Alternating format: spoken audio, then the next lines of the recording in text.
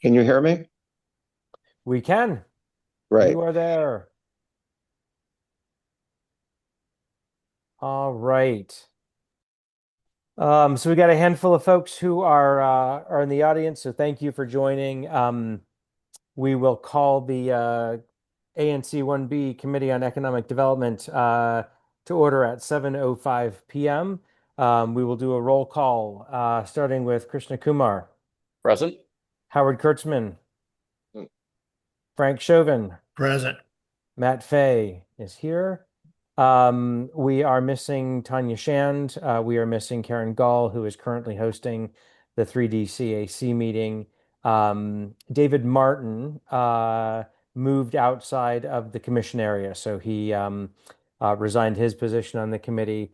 Also heard this week from Ian Hawksworth, who has been a committee member since I think the second or third month of this commission term, and he has resigned his position as well.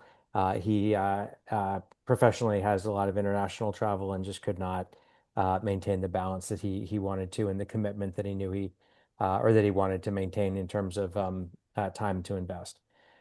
So we've got a somewhat smaller committee. We do have a couple of applications from folks that we've received in the last 30 days or so. And so I am trying to connect with them so that we can bring new folks onto the committee. But appreciate the stalwarts who are here tonight. With a quorum, we will begin. We've got, looks like 5 people in the audience. And so this is going to be a relatively short meeting, which will primarily focus on some upcoming items that we have been focused on, a few updates, and then turning it to the community for any questions, comments, concerns that they might raise. We have been working diligently while I was out of town last week rather. Krishna was working hard with DemPed and then also with the bid folks. So we've got a couple of updates in terms of where things are, and then also where our agenda is headed for the June meeting. Um, the bid team is continuing to make progress on getting petitions signed. They're in the full petition signing process right now, as they work to hit their 2 thresholds that are required for the bid application. Um, for most of you, I think you know that there is a blackout period that DSLB puts on bid applications. It runs from July 15th until October 15th. And the bid team is working very hard to hit the July 15th deadline.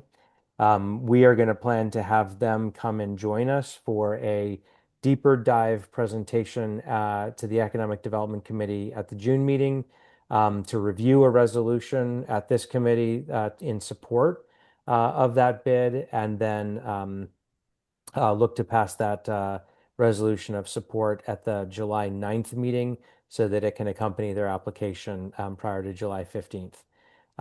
So if you've got specific questions that you want to make sure that we are raising to the bid folks, either let's talk about them right now so I can transmit them over, or send me an email.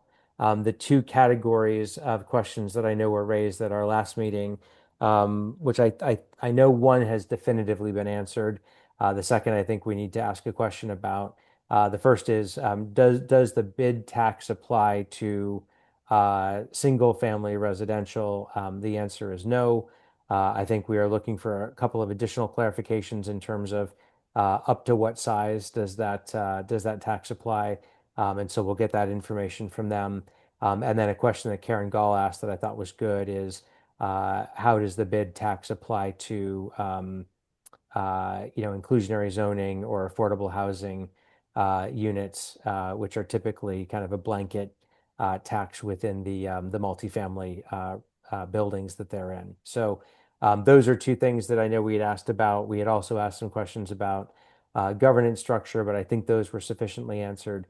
But our goal is to, get our questions answered to the point that we feel comfortable as a committee and then as a commission, putting our weight and support behind the bid. I think that as we've all been watching, the safety issues, the cleanliness issues, the business diversity issues, we're feeling like a bid would really benefit the area. But looking forward to having one final conversation on that. Questions or comments from committee members on that? Any kind of update, Gene, that you might want to provide? Because I know you are, very much involved in all of that work as it goes forward. Okay. So that's going to be a priority topic, and we'll probably spend a good, I'd say at least half hour on that topic when we get together in June. The second is an update on the Reeves Center. Christian, do you want to give an update on the communications that we've had back and forth? Because you were not only communicating with the the DemPed folks, you were also getting some good feedback from the developer themselves. So I think we're getting teed up for a really robust presentation on the Reeves Center at our next meeting in June. Yeah. So I think what DempEd and the development team would like to do is do two presentations to the community on developments at the Reef Center. So essentially what we know so far, and this was sort of hinted at when DempEd talked to us earlier this year, is that they're planning on doing a staged development. So they're not going to do everything all at once. Um, Other than that one sentence, I don't think the community has gotten a lot of details, and I have not seen a lot of other details being circulated around, which is why we sort of want to pin this down. So what we're proposing to do is hopefully two meetings. One, I would like to do next month just with the Economic Development Committee and sort of set the stage for it and have a smaller discussion with them. Then they would like to, DempEd and the developers would like to do a larger meeting. They were planning to do it with the full ANC. We might be able to, if there's enough public interest, even do a public meeting with it because based on what we saw with Reeves, there was definitely public interest that might have died down a little bit Yeah. in the last few years. And have the chance to do that, but use the first meeting as a chance to sort of frame the questions that needed to be answered. Maybe what we look at then, that's great. No, thank you. That's fantastic. Maybe what we do is we have the Reeves Center presentation, the smaller discussion at economic development in June. And maybe we invite them for, do you think 30 minutes at the full ANC would be sufficient? We could invite them to be the guest speaker in the 6:30 to 7 o'clock slot. And that would be for the July meeting you're suggesting? Yeah. I think that should be all right. As I said, my only concern is we definitely had a lot of people who were very interested in Reeves. Yeah. Now that, well, however, that was during the middle of the pandemic when people were sitting around with looking for things to do. That interest may have died down a little bit now that we all had to go back to work. So I think we can sort of gauge and see that. And certainly if we do two meetings, I think we'll be able to get most of the important questions answered especially the ones I know the commissioners sort of raised at last month's full ANC meeting. Okay. So That I sounds think that good. works. Okay, let's try that. And then I think what we have found is that if we need another, let's say 10 or maybe 15 minutes, we can move the agenda around a little bit. Right now I think we've got a decent agenda coming together for July, but it's not overly packed. There's just a couple of time sensitive items that we're going to have to make sure that that we make decisions on before the summer. Okay, that Yeah. sounds great. Good. And just, I guess my only other comment is just to tie the bid and the reads together, and Commissioner Fay, you were not part of the committee at the time.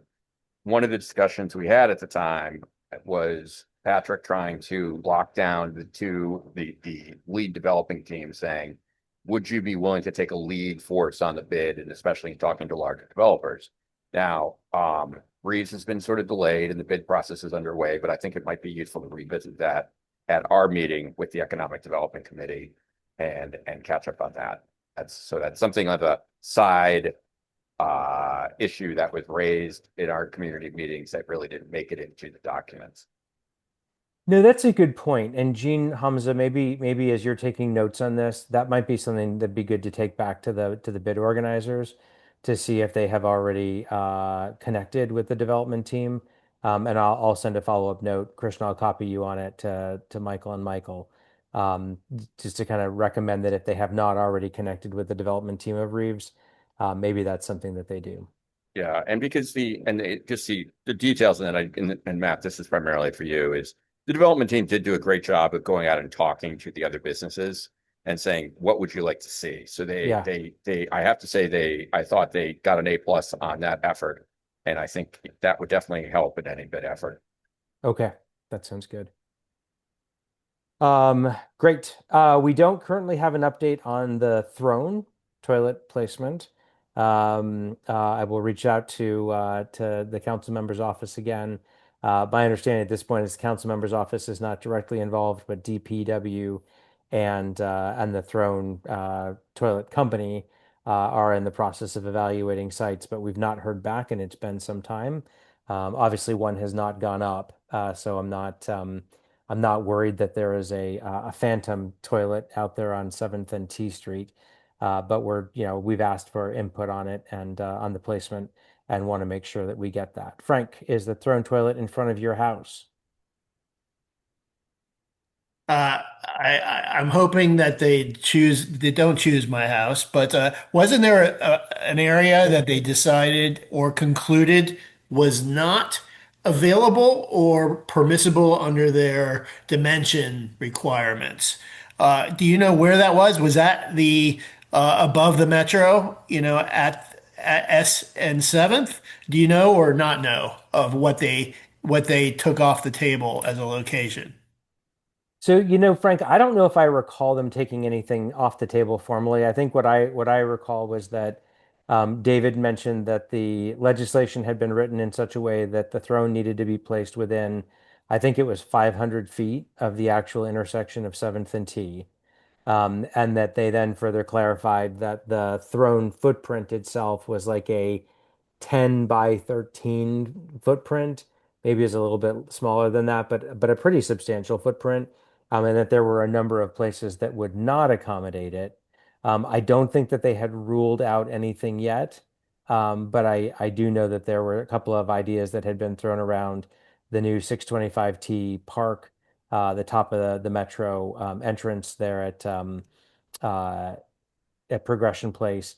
But I don't think that there was anything that had been formally ruled out. And so we were still waiting to hear back from them what was their list of final placement locations so that we could ultimately, engage community and get input on an appropriate location, assuming that they had multiple sites that would accommodate the throne.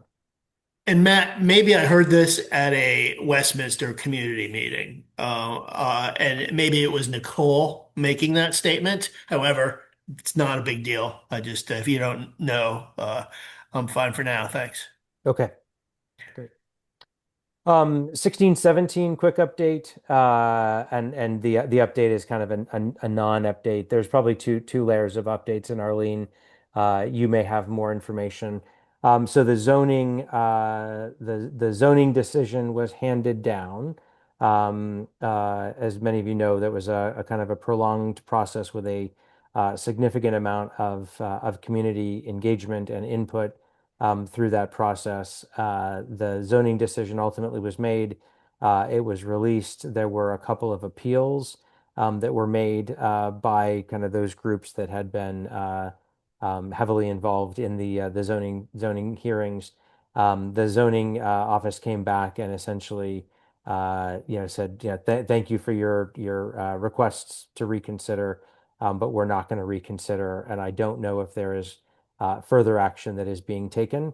But the what was filed in response to the zoning decision were motions for reconsideration, essentially asking the board to go back and to reconsider its decision, based upon either evidence that was either missed or misinterpreted. And the board came back and said, we're not going to reconsider, our decision. Our decision at this point is final. That doesn't mean that it's the final word. There's other steps that groups can certainly take, but I know that that is still winding its way through kind of a final zoning decision making process. That said, and in parallel to the zoning process, I have spoken with DemPed and I keep in regular touch with Daniel Lyons. Daniel has continued to communicate to me really two primary messages. The first primary message is that he is very much aware of this committee's request, the ANC's request, and the community's request for very formal engagement in terms of kind of the final RFP that would be released for 1617. And so he is, paying very close attention to kind of how things are progressing and keeping an eye out for, the right time for community engagement. The second thing that he has said is that, and it's the big reason why we haven't gone forward with community engagement, is that he has said we're just not at a point, and by we, he means the city, is just not at a point where they are in a position to be doing anything with 1617 in the immediate future. And as we talk about defining immediate future, we tend to generally call that 90 days, right? We're not going to be doing anything in 90 days.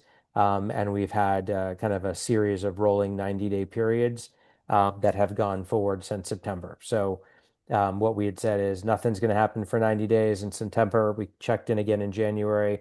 Nothing's going to happen in for 90 days. We check in again in March. Nothing's going to happen. We'll check in again, in July. But essentially, what he has said is that a combination of a lot of different factors, including prioritization for the Commander Stadium, prioritization for the redevelopment and redesign of Capital One Arena, and then also changes in the administration and leadership are kind of keeping the 1617 project more on the back burner. And so, assuming that no action is taken by the time we get to January, what we're going to find is that there's a whole new, administration that's in place, different priorities, different focus areas. And so again, I feel comfortable that he is, communicating on a regular basis. We stay in touch regularly, and that although he is, uh, yeah, I think he would like to be able to communicate longer term where he sees things going. We've agreed that it's safe to say nothing for the next 90 days, so that we can continue to stay on top of it and provide updates to the community. Arlene, I see your hand up, and then we'll go to any questions that the committee members might have. Let me allow you to talk. Yeah, hi everybody. I just wanted to add that there are three different appeals for that zoning commission ruling that I know of. So it didn't just end with the motions for reconsideration. I think three appeals were filed as well. Okay, got it. Thank you, Arlene. That's helpful to understand. And so again, right, nothing's really going to get there's not going to be any mo movement or action until the zoning piece gets sorted out. But I think that's also kind of zoning items aside. What I've been hearing from DemPed is that this is just not the top priority development for their agency right now, and so they're just not anticipating motion quickly. It's one of the reasons why I'm actually really excited about getting Reef Center update next month and going into July is because right now that's an absolutely unused parcel of land that represents a tremendous opportunity for improvement on the U Street corridor. At least today, we've got actively used space at 1617 and 1620 with the MPD third district and with the firehouse. So yeah, they're still adding a lot of value. And so I'm happy to hear that we're going to be getting some progress going on the Reef Center. That's important. Krishna, go ahead. Um, yeah, this is actually just more of a question for Arlene because she might have a little bit more knowledge on this. Uh, so when you say there's three separate appeals, there's three different parties that are appealing the BTA decision. And also, do you have any sense on what that timeline is? Because I heard rumors that the BCA has lost its quorum and is not hearing cases. I mean, that is just something I've heard through the grapevine, and I don't really have any more knowledge of that. I'm wondering if you had heard anything on that. Wow. No, I haven't. I understood that the appeal process could take months, um, and requires a certain number, 3 to 4 different filings that have to be made um, by all these groups that are appealing. But I hadn't heard anything about the court not having, you said the court doesn't have a quorum? Is that what you said? I What what didn't I hear, what I heard was BZA has lost its quorum and it's not hearing meetings, but but it's this not, was it's not the BZA that we've appealed to. It's the DC Court of it's a Appeals. DC Court of Yeah. Appeals. Okay. Okay. Yeah. So I am assuming they're still they're still functioning as normally. So I haven't heard anything else about it. And we those appeals were just filed May 15th. That was the deadline for filing the appeals. So And not too much time has passed yet. and do you guys have like a website or anything where those appeals are listed, or should we just go dig through the court filings to find them if we want to look at that? Uh, no, we don't have a website about it. Um, And I know the case number for the neighbor's appeal, but I don't know what the others are. You might have to ask the DC Court of Appeals for those case numbers. Okay, sounds Um, good. I can send you the neighbor's case number if you'd like, but If you could, that just might be mildly interesting, if we had it just to look at it. yeah, I kind of And looked online today. Apparently, they're not as good as the zoning commission on keeping online documents, but like nothing really has been filed yet. So it just says that they're on the docket basically at okay, this point. Great. The only other item that I wanted to alert this group to, and I'll be sending it to the committee members via email, and we're going to try to take it up here in the next meeting or two, is that I received a proposal. It was kind of a loose proposal. Well, how about this? Well formatted, but also somewhat loose in terms of here's a idea that is out there from Alex Padro at Shaw Main Streets, proposing a rather large video screen to be mounted on the wall on the building at 625 T Street, the park area. So it looks like it would be a video screen that would be kind of like a jumbotron that would be roughly 2 stories tall by about the same, the same width or that width and a half. So a very, very significant installation. Because it's part of green spaces, I forward that to a number of the commissioners, but Matthew Holden's committee, TPPS, will be taking up that discussion at their next meeting. We will also be weighing in on it. And I need to follow up with Alex to get additional information. And we'll probably invite him to one of our upcoming meetings to give a more detailed presentation on that particular proposal. So I'll kind of get it out to you so you can take a look at it. But I did want to alert people that that was a proposal that had been floated, and that I forwarded it on to TPPS as well as a number of the commissioners, including Commissioner Barrio, whose SMG that is in, and other members of the commission. Howard, go ahead. Is there anything on paper that we can see about that? Let's see. I'm gonna email it to you. But give me. Oh, I can't pull it up because I have to sign out of my ANC email to open up this WebEx. But I'm gonna send it to you, and it's got some very kind of new renderings that you can take a look at. I'm trying hard not to editorialize on it, so that you all can kind of review it with your own thoughts. I think the one editorial I will make is that when I think about the green space that 625 T Street could represent to the community. That seems to stand somewhat in contrast to a 20-foot tall video screen.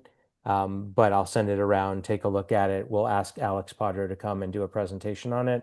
And then we'll learn more and decide what direction we want to go. Thank you. The commission at its committee of the whole meeting last night discussed, and we will be voting on this at the commission meeting on on next Thursday. We'll be meeting as a commission in July, but we will be taking August off.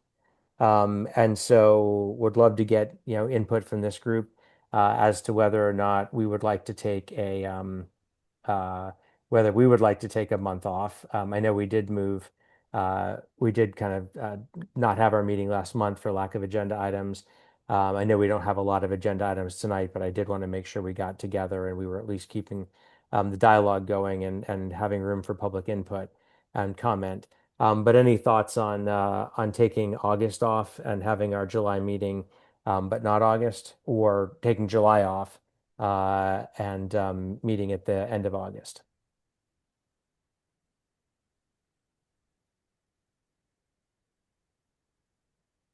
Howard, you're making that face that's why would we ever take a month off? This is great stuff. No, I was a little confused about the calendar. I think having a regularly scheduled meeting in July makes sense, and then take off in August. That's what many groups do. Yeah. Frank, what's your Okay. thought? I saw your hand up.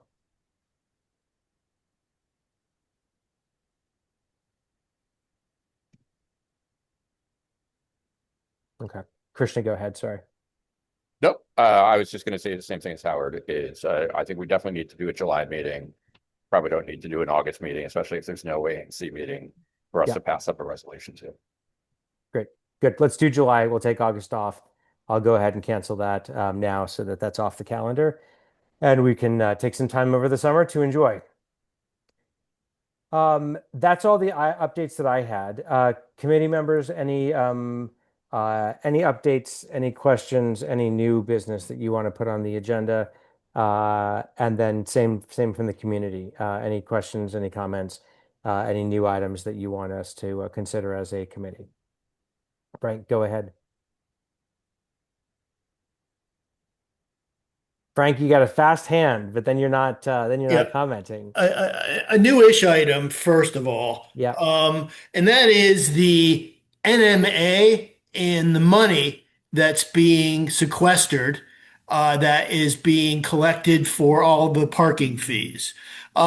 There's so much need up and down U Street for systems that work for the residents and systems that work for the community that I'd like to see if there's someone that might review that bill to see if there's other options for that money, to hire somebody to do some work on policy, on parking, on, on everything that's wrong with the way we're operating this dense, overly wrought, underutilized, not underutilized, just undermanaged space for the last 30 years. And, I'm wondering if any of that monies might be used and if if there's any interest in reviewing that legislation for an opportunity to acquire some monies for somebody somehow to do some things that are too much to ask volunteers to do. As we sit around and talk about these issues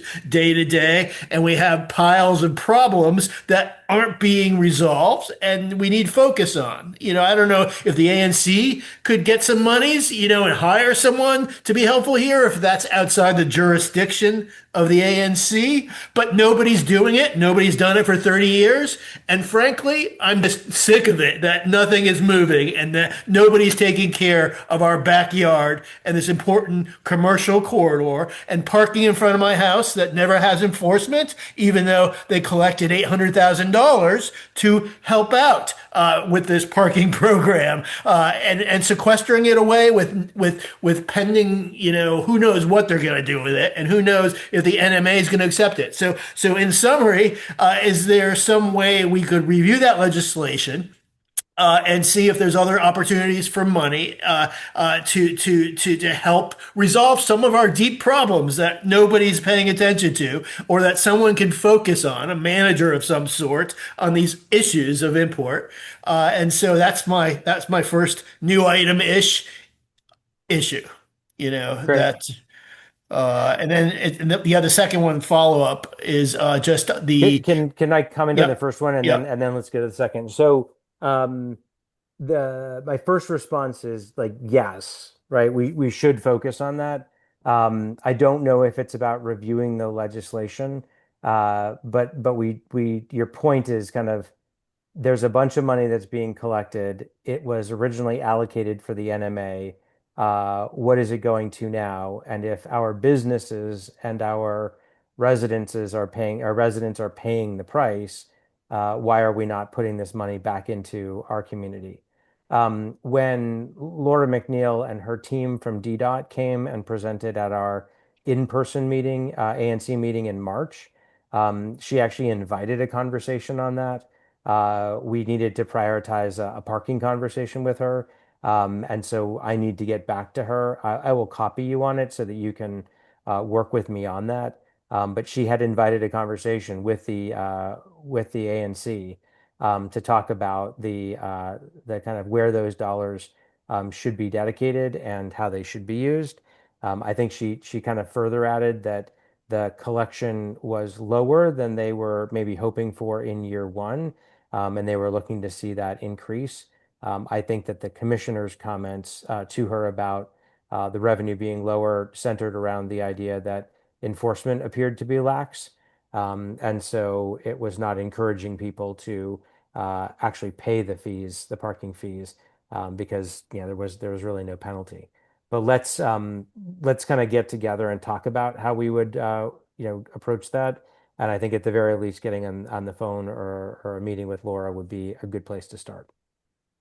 Cool, thank you. And then secondly, the gorilla in the room for the last year and a half, probably right before you, maybe as you were entering your commissionership, but the comprehensive plan and what we decide we can't do, and or perhaps this dog and pony show that I've seen for a year and a half is probably just that. It's been a dog and pony show. They're not really listening to any parties, and their work. They've had outreach meetings throughout the district with some groups who knows who they were, but there's nothing that any process from which I've seen where they are really asking community associations or ANCs for their input. It sounds like they held their meetings and they decided who their constituencies were that needed to be heard, and that we're going to get probably in what maybe August, September,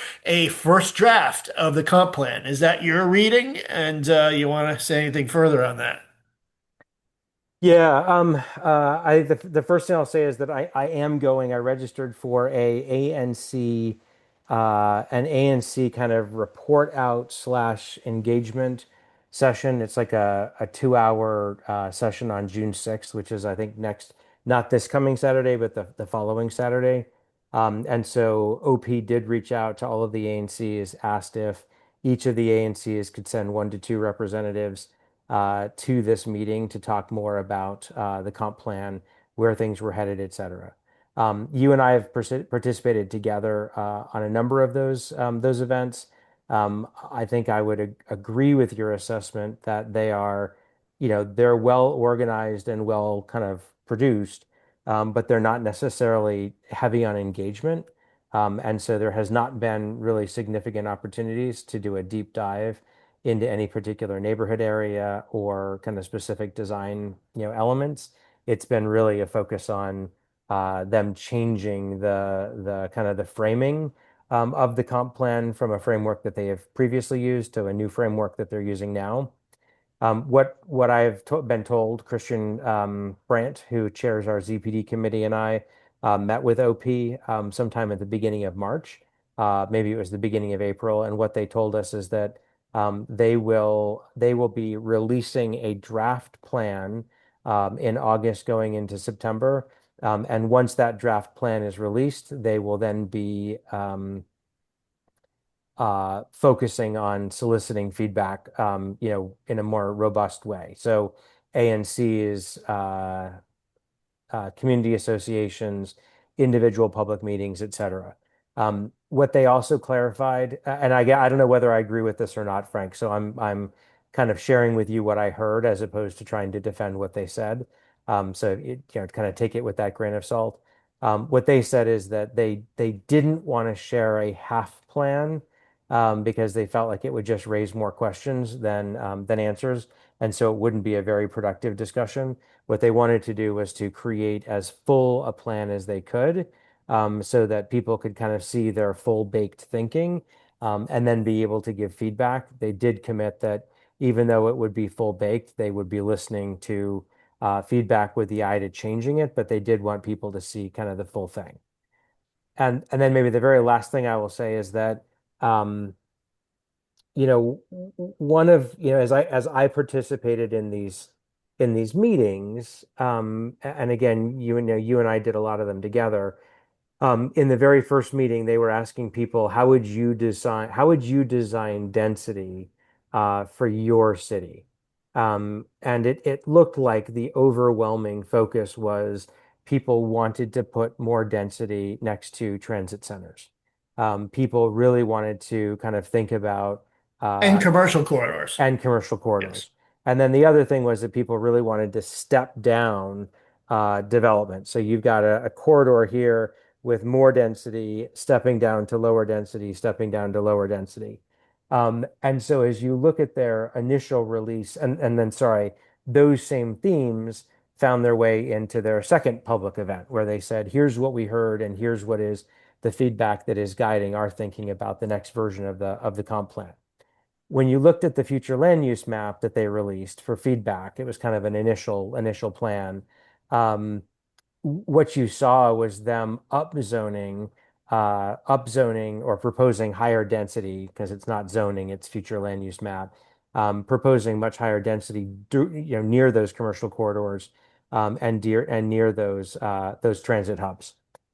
This group spent a lot of time in December and January talking about different versions of quote unquote gentle density.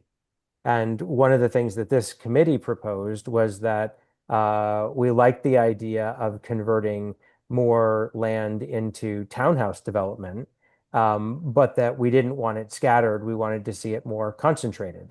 And so, what the Office of Planning's future land use map draft shows is that they were proposing higher density around these commercial corridors and transit hubs, and then stepping down and then actually converting a fair amount of single family land into townhouse land, but concentrated around these development areas. And so, they really did, I think, take a lot of the feedback that they got through these different meetings to say, generally speaking, what are people looking for? And they did, create a number of areas of recommendation for additional density. But as you've also been tracking, there are a lot of people who are very pro-density, who are very upset at what they saw as a far less aggressive density approach than they would have liked to have seen from OP. And so I think that might be part of the reason why OP is being very careful about kind of putting their whole argument together before they put it back out again into the public sphere.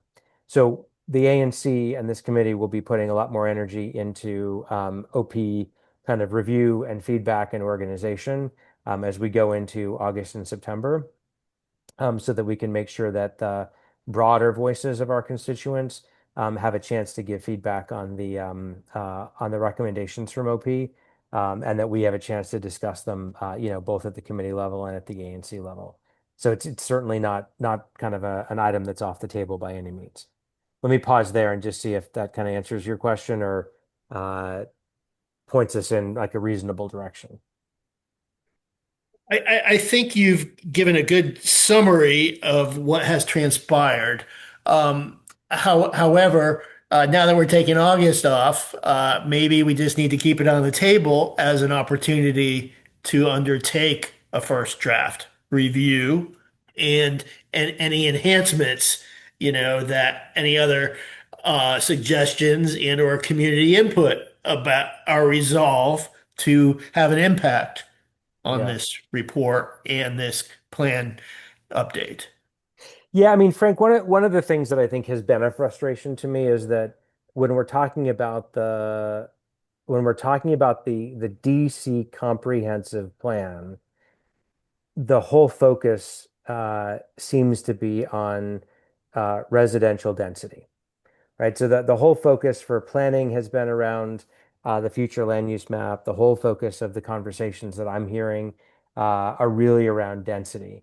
And really what I'm not hearing is anything about neighborhood. I'm not hearing anything about economic vitality. I'm not hearing anything about the intersection between residential and commercial. And so like the comp plan seems to be missing a big opportunity to focus on placemaking, on economic vitality, on the creation of vibrant neighborhoods. It just seems to be focused on density. And so if I had a bias, it would be to try to push the conversation as we go into September in the direction of what kind of places are we creating for people to live in, for people to do business in, to create energetic areas of the city, rather than just saying let's build, like let's build it and rent it out, and if nobody comes out of their apartment, whatever. Um, but I think that's a missing element that this group has talked a lot about. And I'd like to see that be one of our priorities to champion that kind of discussion as we go forward. But right now, that's wholly missing from the conversation. Yeah, I'll just the last remark here, in congruence with what you're saying, as you know, some folks may know or not know that they do seem to be just limiting its scope to density and enhancing density as the central component of this update, which is contrasted with a either 14 or 22 chapter old comprehensive plan that was repetitive, ambiguous, duplicative, and many mentions of the way things are handled and managed, and included small area plans, right? Hmm. And so perhaps then I just have to acquiesce to the point that there is no small area plans and sub planning components to this new comprehensive plan, and it's solely going to be density. I mean, but we'll see in September when we see the plan. Yep. I Yeah. think that's it. But I think this group has been thoughtful about wanting to talk about more than just density, and we need to keep that on the table. Krishna, you've been patient. Your hand has been up. Arlene, I see your hand is up again. So Krishna, go ahead first, and Arlene, I'll promote you to talk. Yeah, very quick. I think we should just get back in the habit of inviting Shaw Main Streets and U Street Main Streets to our meetings. Great. You know, Yeah, Shaw Main Streets is always invited. Alex does check in with me on a regular basis. I think with us changing the schedule this week, it probably or this month probably threw us off. But I will reiterate the invitation to him, and then I will reach out to the new person for U Street Main Streets. You may recall that we were introduced to the new executive director after that position had been vacant for some time. He was in that position for a very short period of time, and so we have a new person for U Street Main Streets, and I'll reach out to them. That's a good point, a good suggestion. Arlene. Two questions. I thought it was either or, the bid or the NMA. Okay. And the previous discussion sounded as if there was still an NMA in in the mix here. And the other question is the draft plan of the comprehensive plan coming out in August and September. How is that draft going to be distributed? You said they're looking for feedback from ANCs, civic organizations. How will that be distributed? Do you know? I mean, Yeah. how will we know about it? Yeah, no, good question. So first to the question of the NMA versus the bid. Um, the NMA legislation is still out there and is kind of, I think, awaiting review. The NMA legislation was written such that it included two areas, U Street and Columbia Heights. Columbia Heights really would like to have an NMA. They don't feel comfortable that a bid can get formed in Columbia Heights. And so, it still sits out there.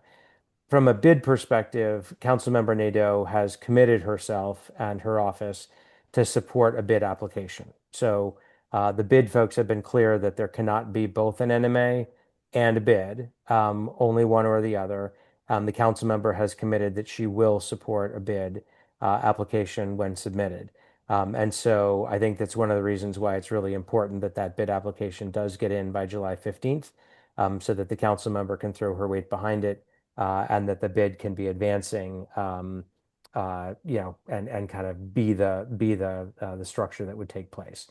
So I think, it's not necessarily up in the air still, but it is really important that that bid application get in. so that the council member can put her weight behind it as she's committed. From the perspective of the comp plan, I will kind of send this group and our regular attendees an update when it's released. So my expectation is that they will be sharing it, as a link. Go to the OP website. Here's the comprehensive plan, et cetera. But the second thing is that we will definitely be holding a dedicated public hearing in the Economic Development Committee on the comp plan, with a specific interest on kind of those elements that are outside of density. We'll talk about density too, but outside of density, because that's a big part of where this group has been focused. And so, Arlene, as soon as I find out that that's been released, I will certainly let others know. And one of the things that I always appreciate about Frank is that he's paying attention to these things on a regular basis, and that I'm getting emails from him. So, across this group of people that are paying attention, we'll make sure that we give you a heads up, and then we'll also make sure that we are putting that out there so that people are aware of it and that we can talk about it in September. But thank you. Okay. Anything else? No, get some sleep. Yeah, it's time to go to bed. Jet lag and all. All right, everybody. Thank you so much. We adjourn at 7:51 p.m. Enjoy the rest of your week and have a great weekend. Good night. Thank you.